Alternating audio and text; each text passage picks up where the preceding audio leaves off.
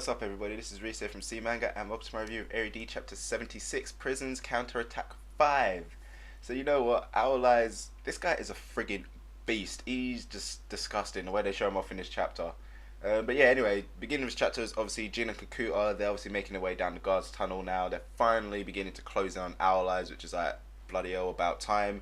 I was kind of like thinking that, okay, they're not really going to meet him in this arc, just for the sole fact that, like, okay, they went to the office and then there was that bibliophile guy. Then after that, I was like, okay, they're never going to meet Owl Eyes. It's all just going to be one long roundabout chase until they finally realize that, oh crap, we're not ever going to meet him. We're just meeting like his number 2 or something stupid like that. But yeah, Owl Eyes, he has caused so much destruction in that tunnel. It is crazy. It's like everything's on fire. It's like the first thing you see is like, what's it, a guy with, look like a spikes through his neck, through his chin and out his head, or he's just like dead and resting on it, something like that. Either way, he's fucked. He's dead. So yeah, I think it's pretty funny though to actually kind of like see the bromance growing between Jin and Kakuta. It's like Kakuta, he just seems so happy right now. It's like he's got some massive hard on while doing this mission. Obviously Jin, he's as usual. He has his like usual worried look. He's like, oh my gosh, what are we doing here? You know, it's just like, you know, obviously he's like thinking probably like all this death and everything is so bad. Whereas Kakuta is just like a kid in a candy shop. It's just like, oh my gosh, this is so exciting. This is like some James Bond shit or something. That's kind of like attitude he's giving off. But yeah, obviously now these two end up just jumping on a bike to close the distance really quick. Meanwhile, further up on the front line, you got like the defensive squad. They're just kind of like shitting themselves, you know, because it's like, oh my god, it's all over, you know, like we haven't got any contact with anyone else. We're just basically out here to die. It's like, who can blame them? Obviously, you know, it's like whenever you're like a frontline soldier, you're basically just a meat shield. I mean, come on, look at the original the South Park movie, for God's sake. You got Operation Black Dark Shield, where it's like, you guys are basically gonna take the missiles for us while we come from behind and fight. That's essentially all they are at the moment.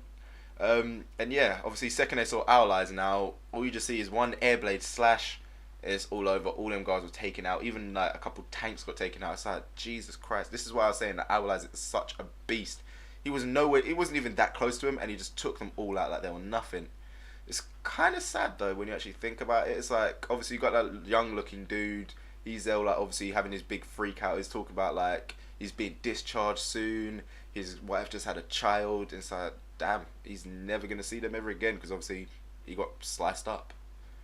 So yeah, obviously now with that we kind of like cut back to behind, like, you know, further back down the line. You got like a bit of a cleanup crew just taking out some of the leftover soldiers.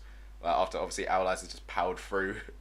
And I swear the one guy that you see, yeah, who's like crushing guys with his muscles, he looks friggin' nasty. He's like denser than the Hulk. It's like, what the hell? It's like, what the hell is he? What is his powers? But obviously now Jin and Kakuta, they end up like flying in and smashing a motorcycle tire into his face, and that's where it kind of ends. So I'm kind of wondering now what the hell this guy's power is. Is he going to be kind of like a Hulk adaptation type person? Like the angrier he gets, the stronger he gets, because there's something weird about him. He's like one of the most muscular characters we've seen, other than obviously Goz when he transformed. So yeah, it's going to be kind of interesting to figure out what his power is, because it just seems like, okay, super strength, that's a bit boring, you know. It's just too standard and straightforward. So something interesting has to be about him. And yeah, obviously the next question is, will they actually be able to kind of like catch up to Owl Eyes and cut him off like before he exits the tunnel, or what? And then obviously when they actually do meet up with him, how the hell is that exchange gonna go? Because like last time Jin tried to fight Owl Eyes, he was completely outmatched even with a power, and now he's only got what, Taru's power? No wait, he's got the bibliophile guy's power. So I don't know how good that's gonna be in a fight against Owl Eyes. So yeah, it's gonna be like really strange. It's kind of a bit interesting now to see where it's gonna go. So I'm actually kind of really interested to see this guy's power, see what the hell he can do, and see obviously how they're gonna fight him. So yeah, that there is pretty much, you know, this chapter up in a nutshell. I actually did enjoy it compared to some of the others, like with this Prisoner's Counterattack. You know, it was a bit more of a interesting one. Mainly, I think it's mainly just because Owl Eyes is there and we finally get to see him again after so long. But yeah, obviously, like guys, this is everything that I was thinking about this chapter. You know, let me know what you guys thought with your comments below. How do you think Jin's gonna fare in his battle against Owl Eyes? What do you think this muscular guy's power is? You know, let me know in that comment box. And as usual, don't forget to check out the other stuff we've got on the channel. So I'll see you next time.